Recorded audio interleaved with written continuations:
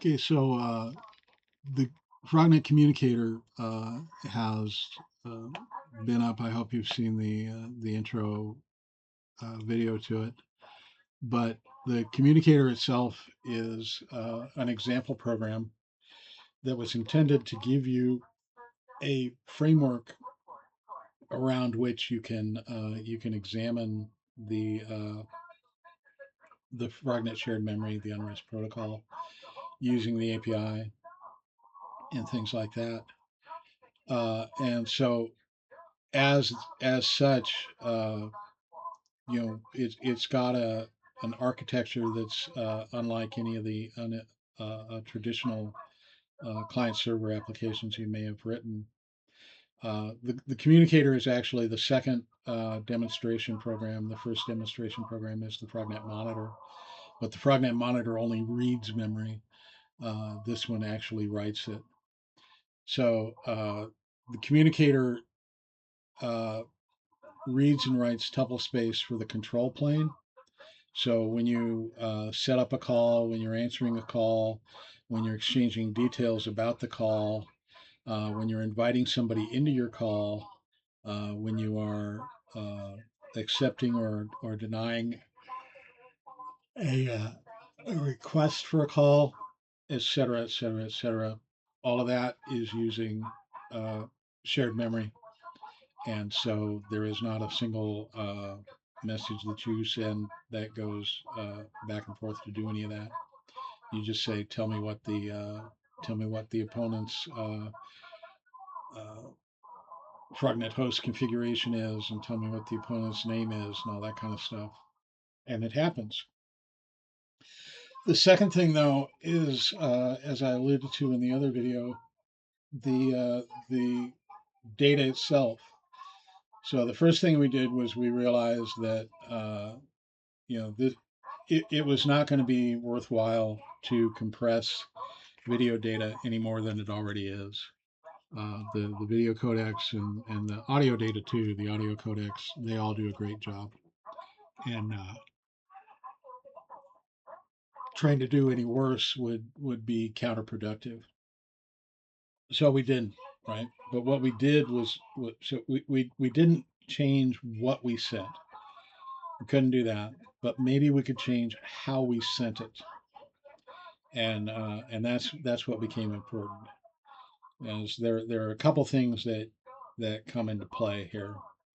One is that just about every video protocol that's out there that I've ever seen uses UDP. Uh, Game protocols do it too, and I did it. We pioneered some of that stuff when I was with Electronic Arts. And the reason you use UDP is because it's connectionless and there's no overhead.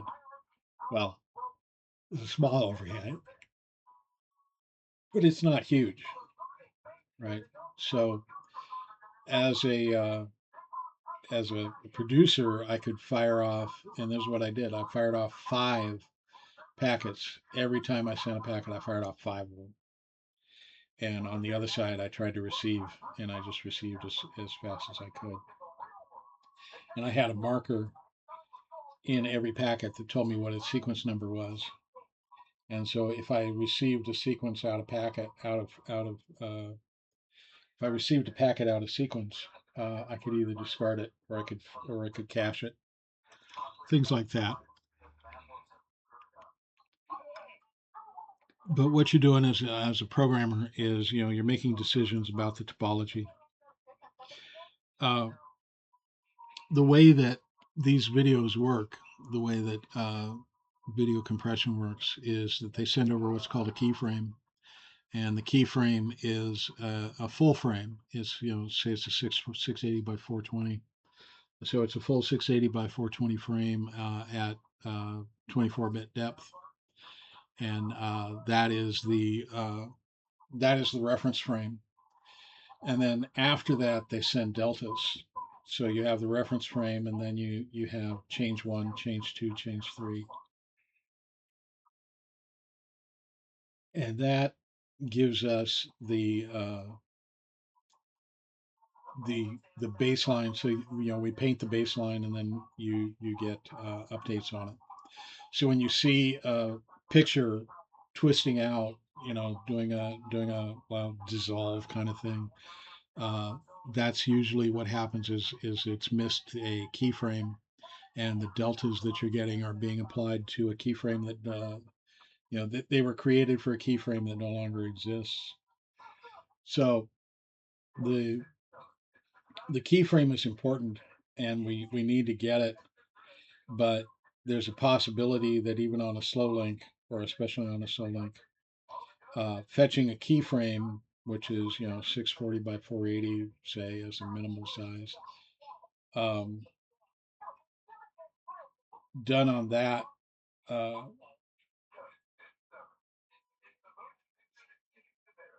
we would easy. It's easy to blow the socket, right? We could transfer more data than the socket could handle.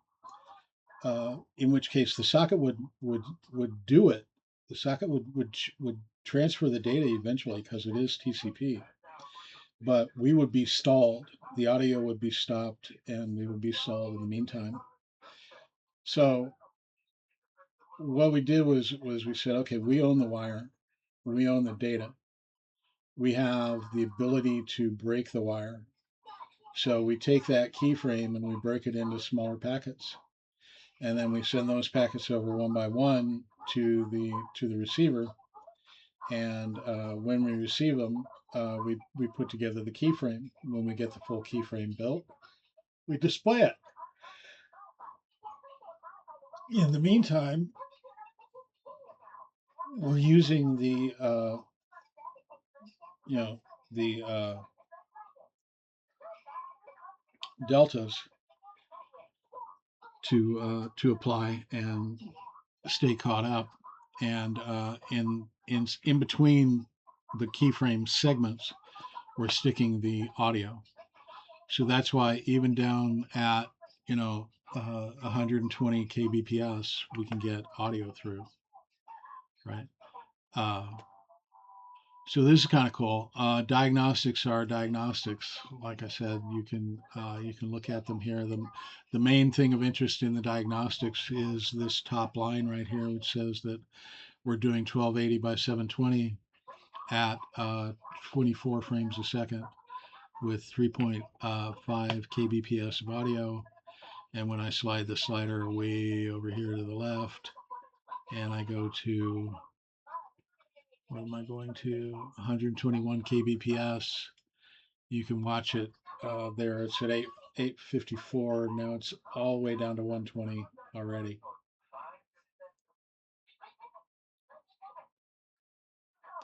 But the video is degraded, obviously, but it's still running. There's still changes going on up there, right? It may freeze, but it's still there, and the audio is uninterrupted. So that's pretty much it for the basics of the communicator. Yeah. If you find a problem, let me know. Uh, but in the meantime, just have a good time, eh? All right. See ya.